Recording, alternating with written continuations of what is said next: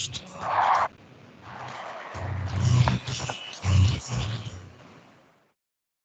Good morning and welcome to Plato's Cave on WZZR, coming to you from Australia for Revolution Radio on freedomslips.com. Home to fresh, relatively uncensored ideas and conversations in the chat room, and a place to get your merch, all the merch. The station is not beholden to anyone, but does require your support. Please donate or subscribe, or buy some of that awesome merch I just spoke about. Some merch that really is. This is show number, what did I say? 10. This is show number 10. Time flies when you're questioning reality. But a joke is getting old, I guess. It really does, though. Catch the cave on air, online, and on your smart device. So grab an app to listen anywhere or listen at home on a Grace tabletop digital radio. And why not join the club? And use the archives. Subscribe and use the archives. They're free, right? You can come to the website, go to the main page, right, and right up on top, a whole bunch of options, and one of them are the archives. So why don't you come ahead and do that? In fact, it's the third option up there. Free. You can check out all the host shows on there. Before we get into it, I would like to acknowledge the traditional custodians of the land from which I am broadcasting, and here in rainy Pemulwuy tonight it is the Darug people, and I would like to pay my respects to elders past, present, and future. For all of you out there in listenerland, most likely it is an earlier time of Thursday than it is for me, and for quite a few of you, it's probably Thursday morning, or even Wednesday night, as it were. So don't let that stop you, though. This is good stuff coming up. We talked about quantum mechanics. We're going to keep on talking about quantum mechanics because it's interesting.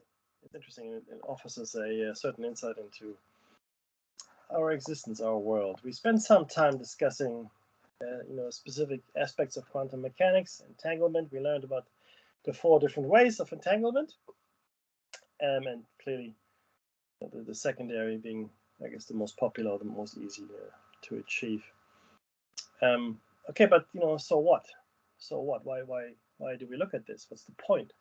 Well, the reason we're looking at it in some detail, and have been on the shiny side out as well, is because quantum mechanics is just seems to be a memory of ancient wisdom. I mean, really, really old knowledge, right? Completely obscured and only really understood now that we have reached a similar level of expertise, yet again, a similar level of learning. Right, so that's why it's important to talk about it, because we have been here before. There's nothing new under the sun. All the knowledge that we think we have originated, or we are at the pinnacle of our relative evolutionary trajectory. I think that's a fallacy. It's completely wrong. There's no such thing as a linear progression. Even a circular universe, or the view of a circular universe, is incorrect, because time and space are simply non-existent. Not really, right? And we looked at the universe maybe being a matrix, a simulation, a computer game, as it were, maybe, right? But ultimately, it is not reality as we are meant to experience it. Think about it this way: who do you think you are, right? What do you look like in reality, right? So we only perceive the moment. Each moment, right, is a conscious awareness parameter for us. We are aware of the moment only as it happens. But we remember previous moments, not all of them, but quite a few. And the further back in time we go, the less clear our memory is of moments that went before. But nonetheless, there are certain memories. Going forward, we don't have any memory of moments that haven't happened yet, at least as far as our point of view is concerned. But do they exist? Well, science and ancient mysticism will tell us, yes, these moments already exist as well. There is no such thing as before, after, and during. Oh, I guess it's all during. There's only during. There's only the moment. There's only the eternal moment. But imagine in that eternal moment being able to experience all your moments. There's no separation between moments. All moments flow into one. When I asked you earlier, what do you think you look like? I was being quite serious. So we are present in the three spatial dimensions, as we all know, right? That's what we have. Volume. There's volume to us. We have mass and volume. But we're only aware of ourselves in each moment. So we have a certain body image, right? And that body image is, well, whatever your body looks like in that moment. But in reality, that's not what you look like at all. Your lifeline, as it were, or your life tube, is more akin to a twirling, whirling worm. Okay, because as each moment progresses, there's this constant motion. Everything is in motion all the time, right? So the Earth rotates around itself. It goes around the sun. Then the sun itself, spins around the galactic center, and our galaxy itself again is in motion, and so on and so forth. Everything is in constant motion. So you are an ever moving sausage, right? If you think about it, your lifeline, your imprint on reality, it takes the form of a tube, more or less, elongated, as it were, and it growing in size, shrinking in size, certainly growing in your first years. Then as you get older, shrinking a little again until it might disappear altogether. But even then, it won't disappear entirely because, unless maybe you are cremated, right? Your constituent parts will still leave imprints or a voluminous motion through space. Even if you're stationary, if you don't move yourself, you're still moving. So it's an ever twirling lifeline, if you will, okay, that you leave behind. It's constant. That's what it would look like. If you could look at your life in totality, you would see a fairly, like I said, elongated, thickish tube that I guess resembles you, from certain angles, and that's who you are. That's who you really are, right? From cradle to grave. But is that really who you are? Is that really who you are? And I'm not trying to be facetious, but at what point do you stop being you? What point do we reach the consensus that Mackie that's no longer Mackie, that's not him, that's someone else, or that's nothing, or whatever, right? Well, people say at the moment of death. Okay, fair enough. Something happens clearly at the moment of death, but what that is, we'll probably get into it a little bit later. But it's a mystery for the most part. We don't know. That's why a lot of us get afterlife insurance. It's great business. I wish I had invented it, but I didn't. So I got to work for a living. No, but seriously though, at what point does a person stop being that person? If you lose your legs or arms, would you still argue that you're the person that you've always been? Now, of course, you've got certain limitations now, right? You can't move around freely, you can't do things, but you're essentially still you, right? People would argue that. Well, let's take it to the extreme though. What if I cut everything off except for your head, but I keep your head alive, with some sophisticated machinery? Is that still you? Is that still you? Well, you still see, you talk, you perceive information, your thoughts are all still there. Again, extremely limited, unless you get some kind of robot body. But is that still you? Is it? Right? And maybe you have replaced all your physical or biological parts with machine parts. We're in the process of doing that. Artificial hearts, artificial hips, artificial this, that, and the other. But at what point do you stop being you? How many things can be replaced before you stop being you? Now, interestingly enough, Isaac Asimov dealt with that issue in his science fiction as well. There was a robot who wanted to become human, right? And over time, this robot replaced every single part of itself with biological parts, right? But the courts wouldn't give him the right to be human. They just, no, you're not human. You're still a robot, because you live forever. I mean, your parts can be, yes, they're biological. Yes, all of this is true.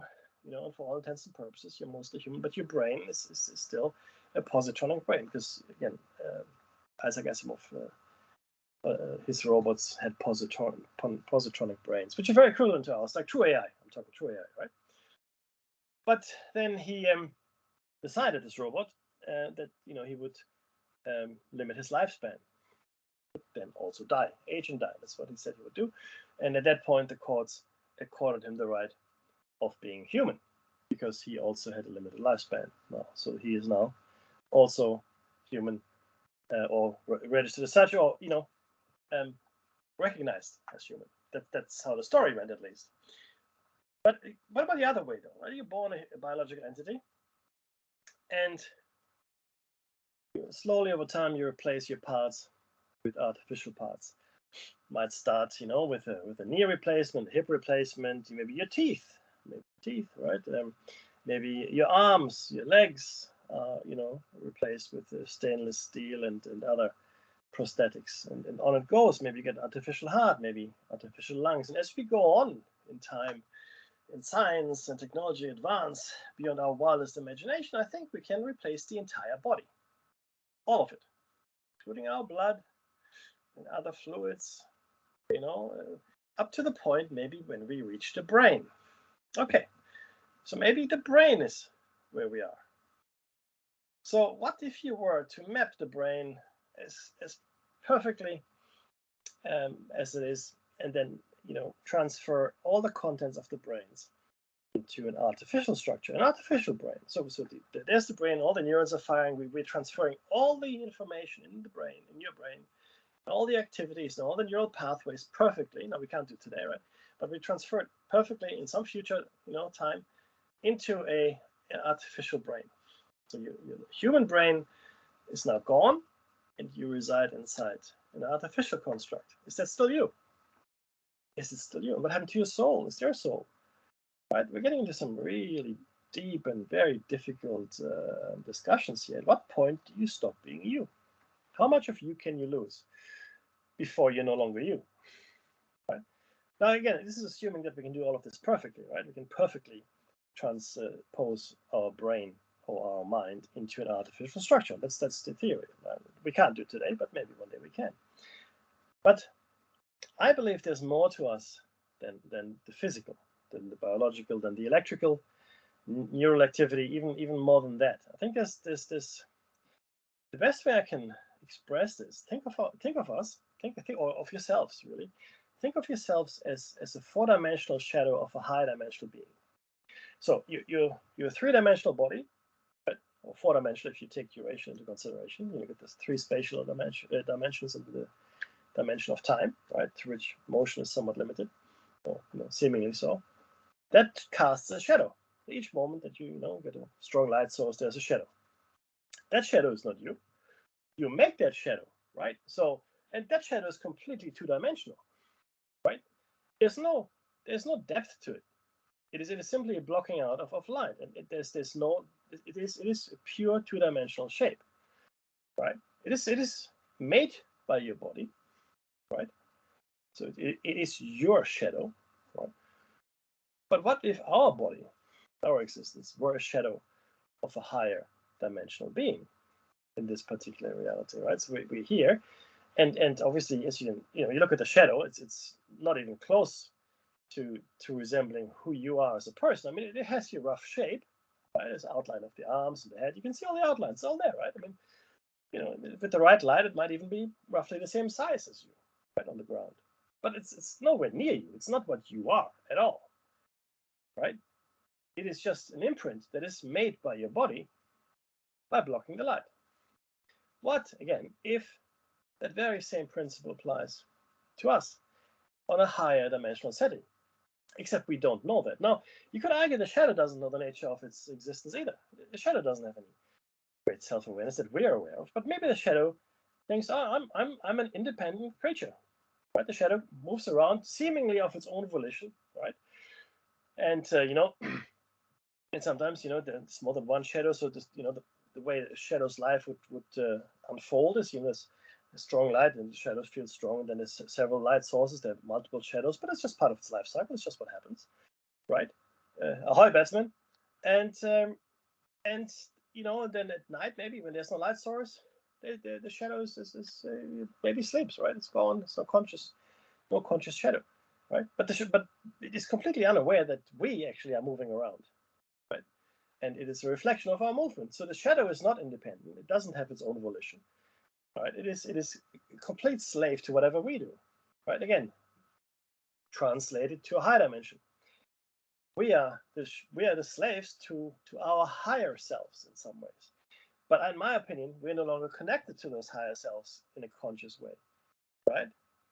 We are, and this is obviously the relationship between us and our higher selves is more complex than the relationship of our shadow with us. Okay, just to be clear, I think it's much more complex.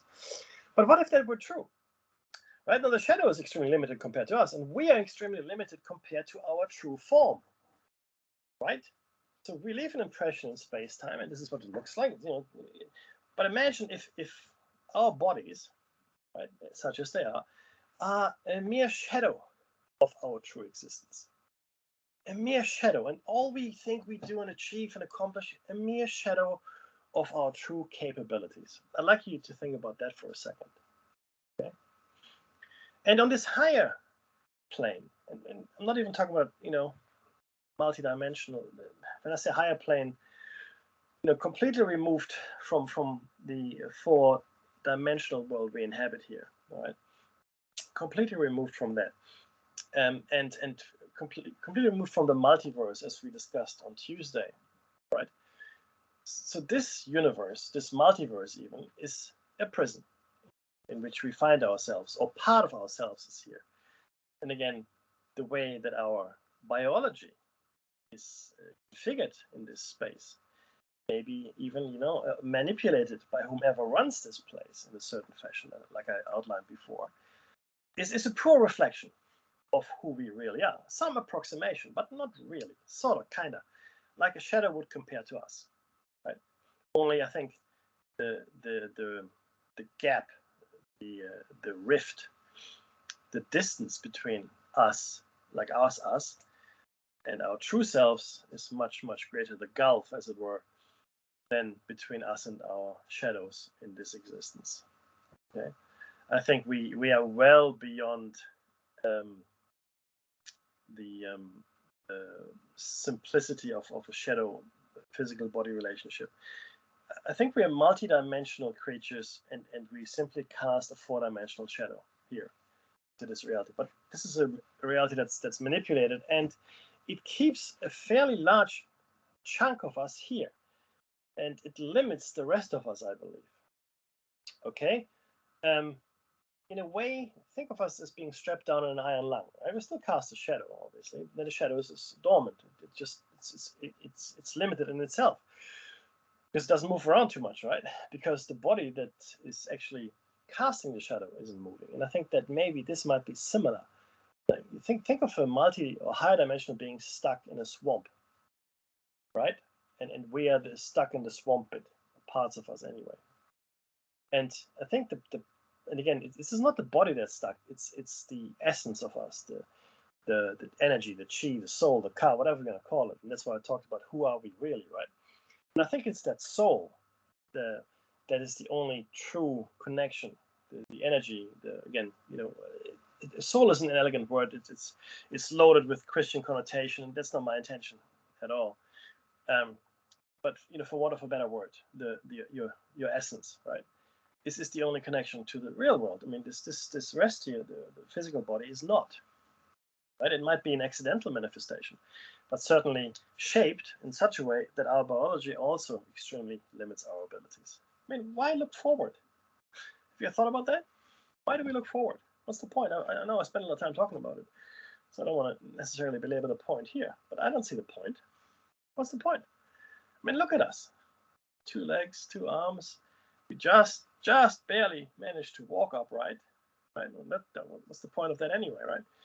So our biology, and we're weak. We're so weak. Yes, to all the other animals, except for domesticated animals. While they're stronger than us, they're not as strong as their wild cousins. So for all intents and purposes, we are domesticated. But yeah, so the mystery, of course, is how do we get here and how do we get out, and we'll get to that in due course. But then let's go back to who we really are. You're not your meat sack. You're not a bag of water. You're not a collection of bone, blood, muscle tissue. You're not. It seems that way, And this is really the only thing we can interact with, or most of us anyway. But that certainly isn't who we are. Our lives are much richer than just, motile water and flashbacks, because there's much more to us. There's creativity and art, philosophy, poetry, science, higher thoughts, even lower thoughts. But there's so much more to us than you would ever imagine just looking at us. If you look at us, it's not much to look at. But the stuff that goes on inside is phenomenal. Phenomenal. So again, when do we cease being ourselves? And the answer is we don't ever cease being ourselves, is my opinion. When I say the answer, that's my opinion, right? I don't have a monopoly on the truth at all. But I think we never cease being ourselves. We never cease to be the essence that we are. I know that sounds like a tautology, but it certainly, I think, holds true in this context. Because no matter how much of your physical body you chop away, or you replace with artificial components, or even if you have your entire brain matrix moved somewhere else, I think the essence of who we are remains and has nothing to do with our body. I think the essence that we are uses this body in a similar fashion as we use a car, right? You get into the car, you start the car, you drive the car. Are you the car? No, you're not the car. But while you're in the car, it's an extension of you. The car does whatever you want it to do. You're driving the car around, right? If you don't drive very well, you might have an accident, but let's assume you're a good driver, and off you go. So the car will follow your instructions as long as you look after it. You got to fuel it, you got to look after, maintain it, etc. Like we do with our bodies. We're driving these meat bags around. Okay, our own little personal prisons. Our true essence, right? None of us ever really see. We don't see each other. We never see each other. It's like, if you are out in the world and all you ever saw was the car that the person drives. I mean, you're out in the world and nobody ever gets out of the car. Everybody's in their car. You will drive to work in your car and you stay in your car for, even at work. So all people see is, there's Bob. Hey, Bob. Hey, nice polish, Bob. Broken tires there, right? It's ridiculous. Of course it's ridiculous, but I hope you understand the point I'm trying to make. This body is ultimately, as important as it is, the pain is real, the suffering is real, and the joy is real, and the chemicals that are being released, and all that wonderful stuff. It's all really happening. But how does it affect our essence? How does it affect who we really are? And where is that? And what does it look like? And I think it's stuck. Again, think of like a high dimension being stuck in a swamp. And that, part of our essence is stuck here, deliberately, I think, forced to be reincarnated into the next meat bag, and the next meat bag, and the next meat bag after that, over and over and over, to the point of having lost all memory of this. Some of us have retained that memory, and some of us retaining it. Okay, the stories of reincarnation, but also the parasites, I believe, or the people that have become institutionalized in this reality, and that have achieved, for all intents and purposes, practical immortality. But we spoke about that, and we'll speak about that some more in the future. So they're here and they're aware, right? But most of us are not aware. We're simply not aware. That's a blessing in some ways. Let's just imagine if we all remembered all of our lives and the hopelessness of it. And I come back to the point that people say, oh, reincarnation is a good thing, Mickey, because we learn so much. Again, I don't want to belabor the point because I've said it before, so I'll say it very quickly. If truly reincarnation were a mechanism for us to learn, then, oh my Lord, we must have started at the bottom rung of the ladder, because look at us now. If, after thousands or tens of thousands or hundreds of thousands of years of reincarnation, this is where we are after all the learning we've done, I'm not sure that I think it works. Okay, I really don't think so. It's not working. So, yeah, I don't think so. I'm sorry. I don't think reincarnation is here to teach us anything. It's just here to keep us here and rob us of our memories, because it's really very clever, because you have to start from scratch again. If you could, you could even argue this is hell, right? In many ways, because no matter what you accomplish in life, you start from scratch again. Okay, there's no way for you to take anything with you as you leave your physical body. That's why these institutionalized prisoners here and the parasites have found a way to keep their body. They found a way to remember everything, and the power and wealth they have amassed over countless generations boggles the mind. You wouldn't believe it. You've never seen it. We don't know who the truly rich people are. We don't know. We have no idea. Talk about Bezos and Gates. These are blips. They're like mayflies. They pop up on the radar and they're here for a little while and off they go. It's a really great poem. I want to say it's by Coleridge, but I might be wrong. Samuel Taylor Coleridge, and it's called, I think it's called Ozymandias. And this essentially the essence is this wanderer, this traveler, travels through the desert, and he comes upon this ruin, like weathered, and it's broken down. And it's just the only thing that really is legible in this ruin is like this stone plate. So that's where this text is chiseled into the stone, but also badly worn. And what it says, behold, for I am Ozymandias, king of kings. Tremble before my greatness and look upon the wonders I've created. All words to that effect. I'm paraphrasing. What it means, of course, is that, even the greatest kings and queens and most powerful people just get lost in the sense of time, right? And unless you achieve practical immortality, right, which I believe some folks have, it all goes away. For them, it doesn't. For them, it just gets more and more and more. The wealth is the influence, the power that these creatures have. I have to consider, because they don't have much in common with us anymore, right? It's staggering. I feel sorry for them, because they, like I said, they've become completely institutionalized here. So there we are, right? And there is this I guess this small mercy in some ways, that we don't remember most of past lives. You can access them. You can get past life regression. They've even tried future life regression, but an opinion on that as well. We'll get to that at some point. So past life regression will take you to a point beyond your birth, and it's highly controversial and extremely experimental, and a lot of serious scientists will say, oh, it's complete balderdash. But is it? The studies are quite astounding. There's 3 main studies done. I'm not going to go into detail today, but I will in the future.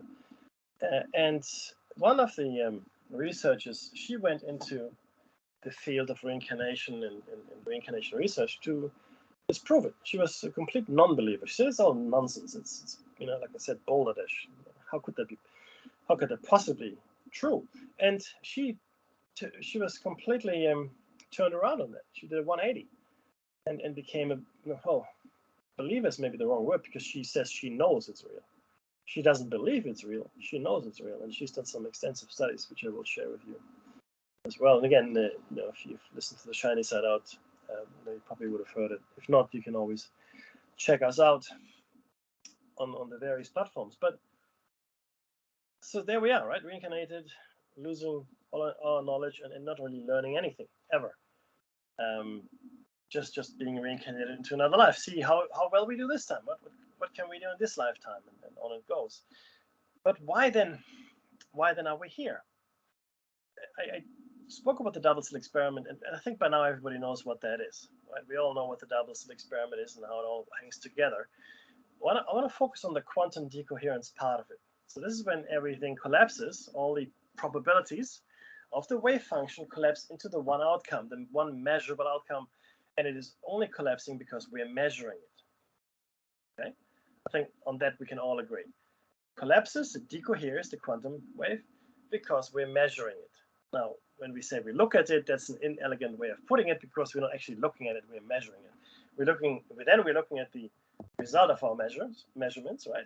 So it's actually a little sensor that measures it, and then we use our eyes. So our eyes never actually look at the electron per se as it does its thing. It's the measurement devices. But there it is. It collapses, the wave function.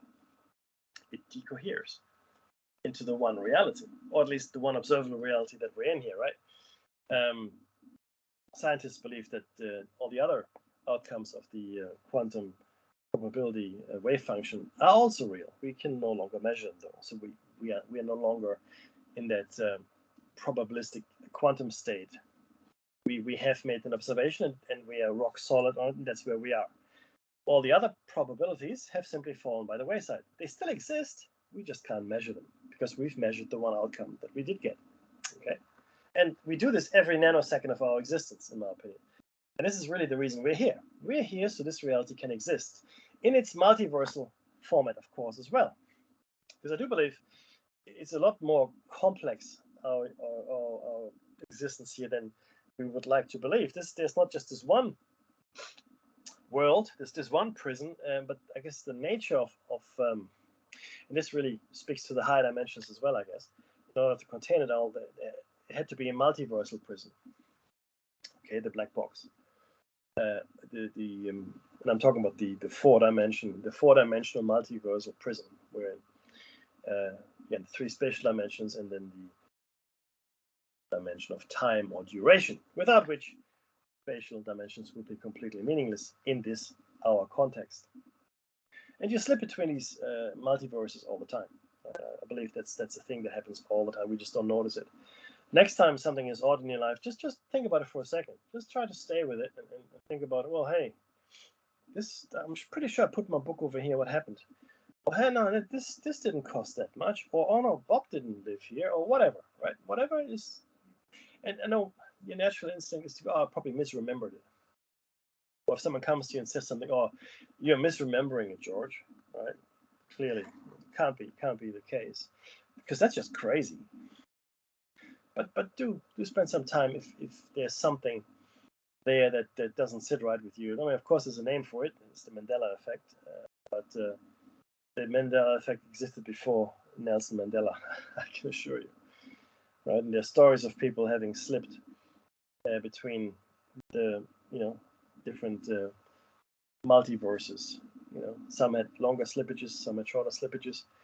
And I wonder how many people in institutions that we're holding today have in fact slipped from one reality to another, but maybe slipped too far. It makes no difference in the end because they're still in prison. I mean, they're in a prison, which is really ironic. You're already in a prison, and they put you in another prison, so you don't harm the other prisons in which people are walking around in. And that's really where we are at the moment. Okay. Now, all of this, is a little maybe much to take in, but isn't reality just? I mean, you're saying all these things, sure enough, right? But clearly, reality must be reality, right? Well, maybe not. So it's a really interesting article here, right? This was from Science Mag website, advances.sciencemag.org, and this is from November 14, 2019. And the title of this article is "Quantum Physics: Our Study Suggests Objective Reality Doesn't Exist." Now it's abridged quite a bit. In a paper recently published in Science Advances, it was shown that in the micro world of atoms and particles that is governed by the strange rules of quantum mechanics, 2 different observers are entitled to their own facts. In other words, according to our best theory of the building blocks of nature itself, facts can actually be subjective. Now, Donald Trump would love to hear that. Of course, everybody has their own observable truth. But let's say this again: facts can actually be subjective. Now, this is the abstract, and you're more than welcome to look at this yourself. And again, this is from advances.sciencemag.org, right? And this article is from November 14, 2019. But let me just share. Let me share up. That's not what I wanted. There we go. Let's do that.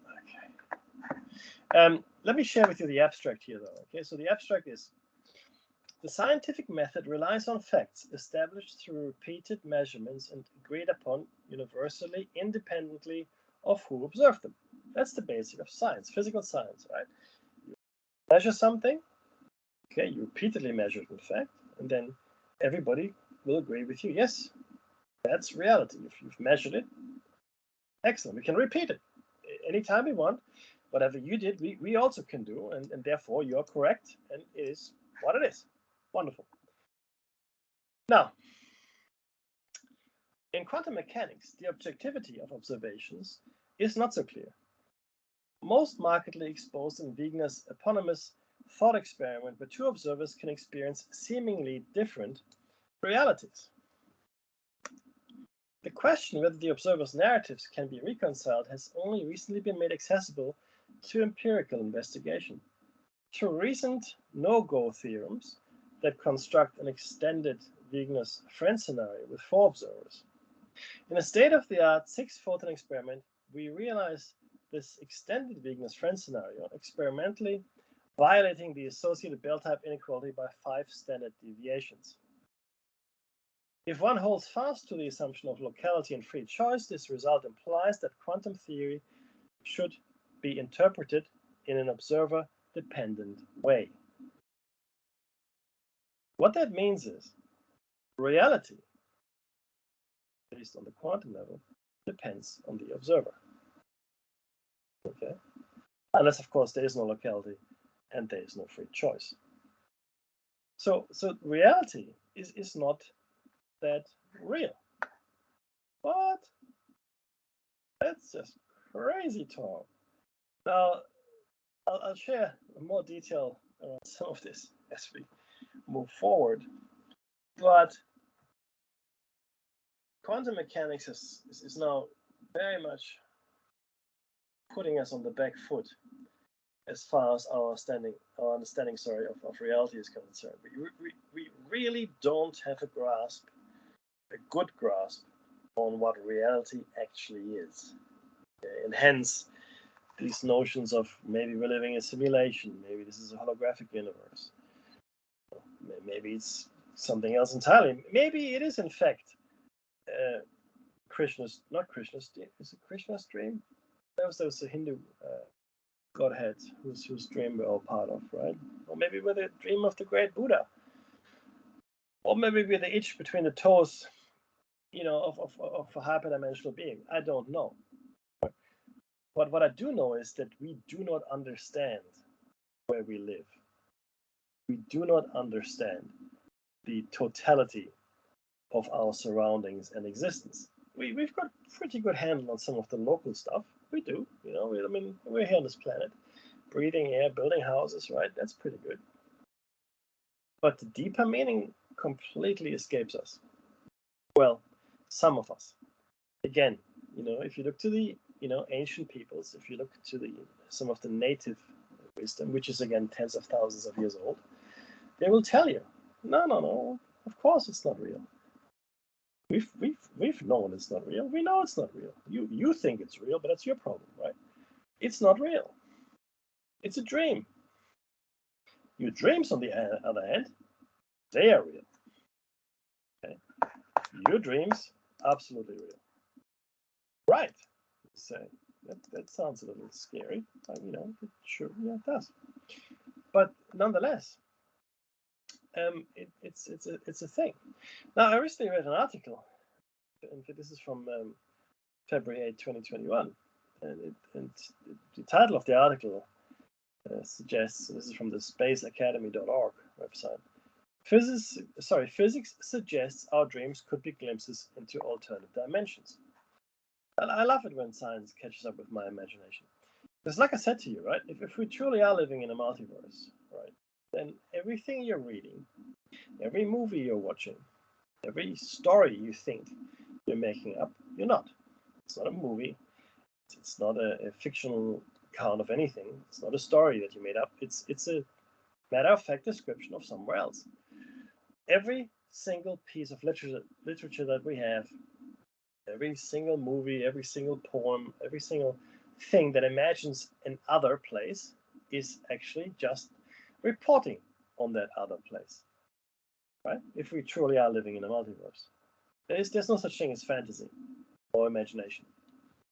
It is as far as we're concerned. It seems that way, right? But all we're doing is we're channeling the other reality, right? But no one is actually making anything up because it exists somewhere.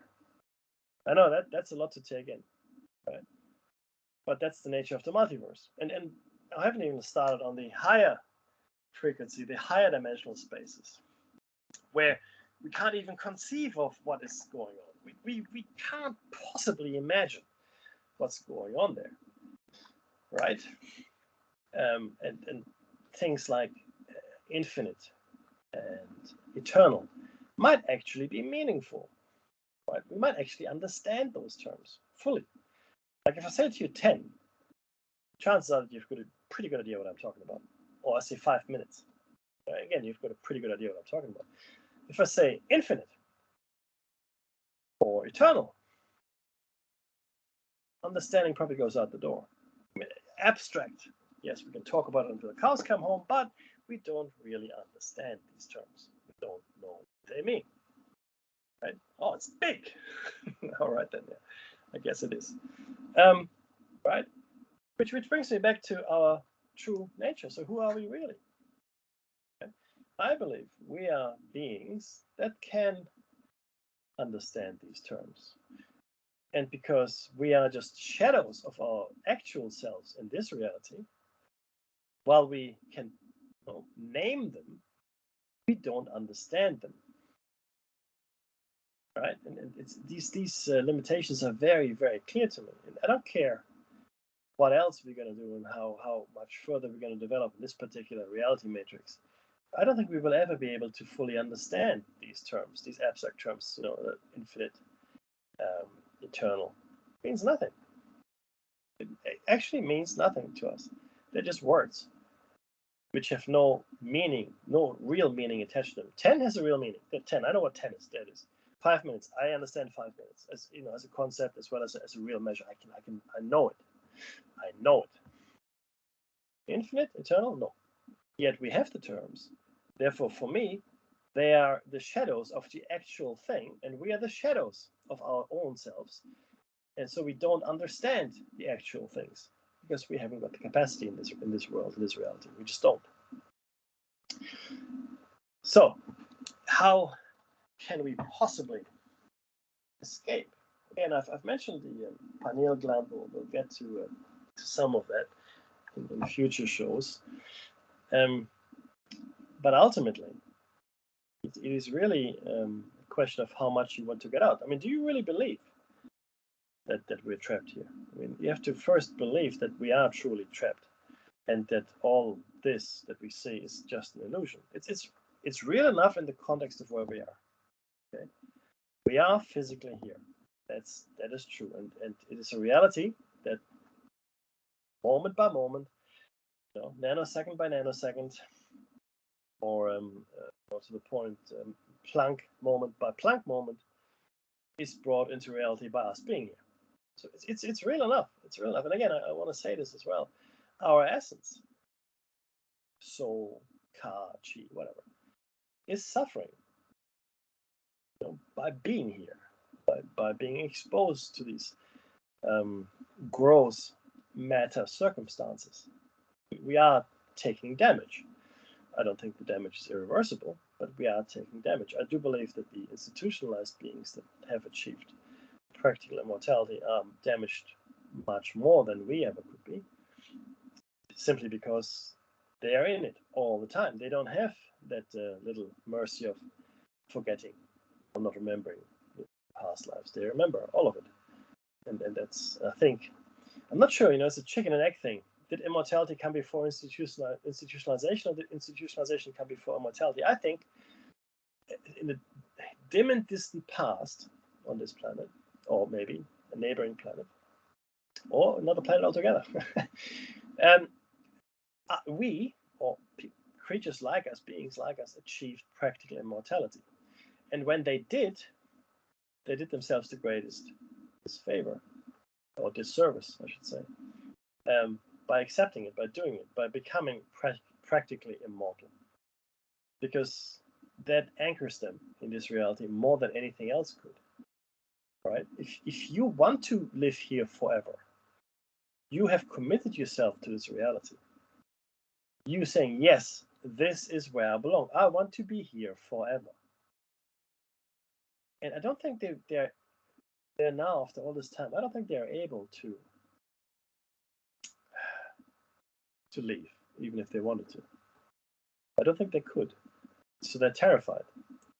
So what happens if this reality all of a sudden doesn't exist anymore? What if there aren't enough, sentient, conscious minds like ours around to bring it into reality every Planck moment? Right? It must be terrifying for them. So they do whatever they can to make sure we stay here. Right? It still doesn't answer the questions as to why we're here in the first place. Right? But we're here, and we're being kept here. I'm not sure that the original or the originator of this particular reality matrix, this particular multiverse, is keeping us here anymore. Maybe that entity is keeping us here as well, right? The true architect of this reality, or of these realities, again, across the multiverse. So it's a really interesting conundrum we find ourselves in, where yes, we want to participate and have a good life and live a good life and do all these wonderful things. But by the same token, the few of us that have understanding and can see and have insight are torn. We're torn. I know we're torn because I see all the others. I mean, ultimately, you can only save yourself. That's the one thing. You can try to teach others. You can try to tell them about the nature of reality, but ultimately, you're responsible for your own fate, for your own escape. If you can bring people along, great. But ultimately, everybody has to make that choice themselves. And a lot of people that went before us knew this, right? Plato knew this. The Cathars knew this. The Cathars, like I said I think previously, had a group, or I guess a strata in the society, which were called the Perfecti. Now, the Perfecti were what we probably refer to today mendicants, or monks that go around. I think begging is too strong a word, but they have a begging role. They live on the kindness of others. They don't have a job. They go from monastery to monastery. They might teach. They might try to spread wisdom and kindness, etc., etc. But that's what they do. They were called the Perfecti, or the ones that are trying to perfect themselves. And in the Cathar religion, interesting enough, both men and women were allowed to do this. Now, these Perfecti didn't have children. They didn't really have family ties. They didn't hold a profession. They really, truly were just, wandering around from city to city or farm to farm. And the Cathars, the vast majority of the Cathars who could not live that kind of life, because they just couldn't, because, they're just regular people like you and I, but they supported those Perfecti. And everybody strived to be as close to the Perfecti as they could, right? Within the context of still, I guess, living in this reality. And one of the tenets of their faith was that this is in fact the false world. To get out of it, we're being reincarnated into it over and over and over, but our highest aim has to be to get out of it. Now, they were Christians. They called themselves good Christians, and they settled the Languedoc region of France, some 800 years ago, and eventually were completely wiped out, also we think, by the church, which later became the Catholic Church. So this was before the schism that was caused by Martin Luther. But they called themselves good Christians. Right? What they didn't believe, though, this is what made them heretics in the eyes of the church, is that they didn't believe that Jesus Christ died on the cross. And I know I spoke about this before. They believe it's impossible for him to have died on the cross. Why? Because he was made of different material to us. They believed, he was the Son of God, etc., etc., and therefore he couldn't possibly have died at the cross. Could he have suffered? Yes, he could have suffered greatly at the cross, but he didn't die, because his subtle matter, as opposed to what we are made of, the gross matter, cannot be killed in this gross material world. Suffer, yes. Kill, no. That was the great split between many of the heretics and blasphemers, etc., that the church called out in the Borgomils, the Paulicans, the Cathars that I mentioned. To some extent, maybe even the Knights Templar, but we're not 100% sure on that. Yeah, so this is not new. Again, this is not new. People have held this knowledge for some time, and again, this is knowledge that is passed down through the generations, right? If you are a Freemason, then this is one of the last secrets they will ever tell you. They will tell you who the actual master of this system is. That's one of the secrets. They will tell you that. And then they will tell you about the great architect, the real master. The metaverse, not the multiverse, but let's call it the metaverse for want of a better term. I don't, nothing to do with Zuckerberg, I can tell you. But ultimately, right, these are secrets that you will be told, I think, when you reach 33 and 34. Oh, Maggie, there's no 34th rank in Freemasonry. Okay, you clearly know more than I do. So there's no 34th rank, except, of course, there is. And when you reach it, you will be told other things. It's sort of like black belt in martial arts. Once you've reached black belt, after that, there are only shades of differences in gradations afterwards. They're called dans, right? So you have second dan, first dan, third dan, da da da. You still have a black belt, but there are different levels of black belt, and it's sort of like that with the Freemasons. The leveling, the 32, 33, 34, whatever, becomes meaningless as you given the actual secrets. And if you're not a high-ranking Freemason, then you don't know. Just don't know. Okay? And yes, you lost something. Yeah, well, not you lost something, but the Knights Templar brought it to the New World, and it was lost. And part of your charter has been to find it again. It hasn't been found yet, as far as I know. If it had been found, the world would be a very different place. So people are still looking for it, whatever it might have been, whatever the Knights Templar found in Jerusalem that gave them such dominance in Europe for such a long time, right? So you're still looking. I say good luck to you, and hopefully you find it.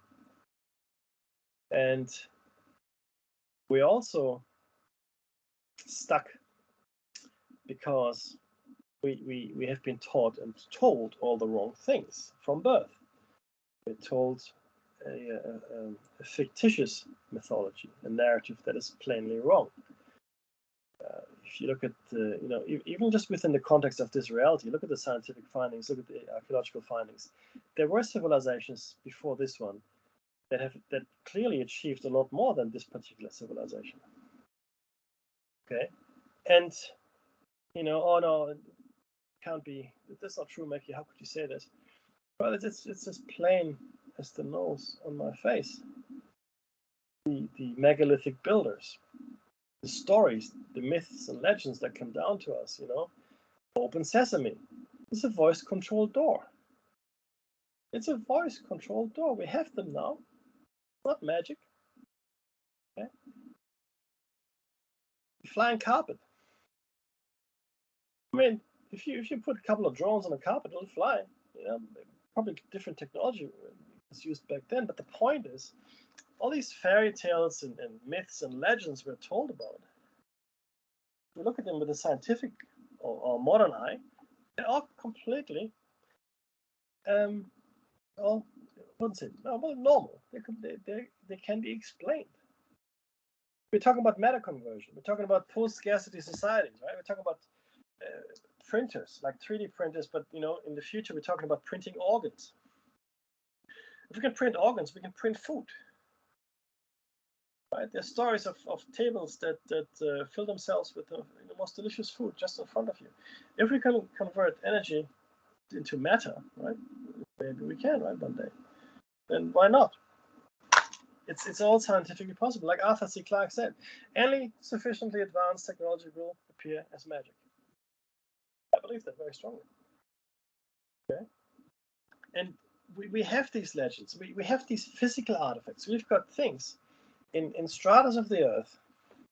And again, please bear in mind that the natural history of this reality is as real as it gets. That we are stuck here doesn't make it any less real. And that we are probably higher dimensional beings doesn't make it any less real either. It's a real enough place. But it seems to need us to be here to observe it for it to quantum decohere every single Planck moment.